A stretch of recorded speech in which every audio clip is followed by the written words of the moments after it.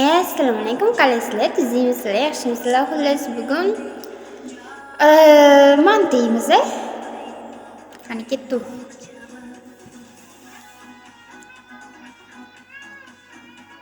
Mana bir dugonam mant qilgan ekan. Mant olib kelishibdilar, bitta tarelkachada.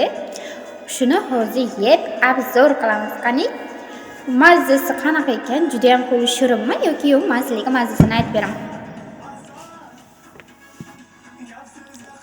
Bismillahirrohmanirrohim.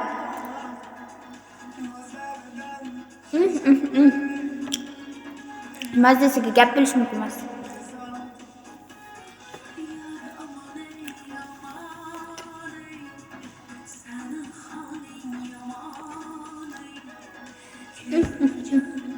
Juda ham shirin.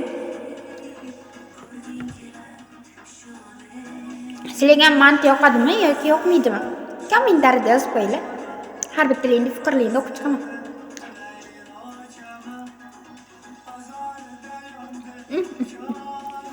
Mantiga piyoz qo'shibdi va ziradorlar qo'shibdi. Lekin ta'mi yaxshi. Zo'r.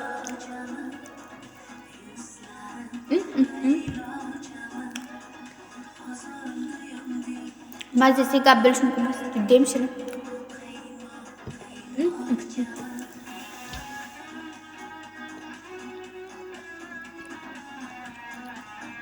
Nima deb o'ylaysizlar? Bir tarelka mantini yeb olamanmi yoki yo'qmi? Yo'qmayman to'g'risi. Ikkita yeb olaman.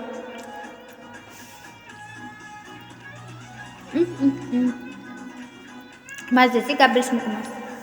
Ishtahalarni ochib yubordimmi? Endi sizlarga mant yegalarga yeb oldimmi? Agar mant yegalarga kelsa, menga aytaveringlar. Bundan shirin zo'rlab o'zim qilib beraman.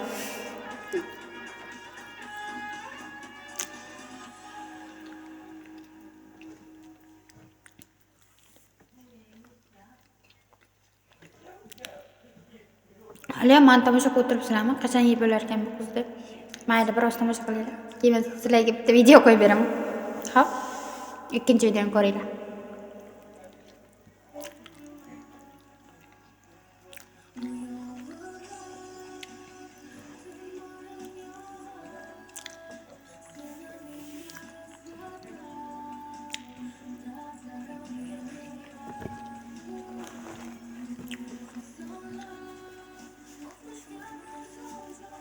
Aytdim-ku, men sizlarga 2 dona mant yesam bo'ldi, to'yib qolaman.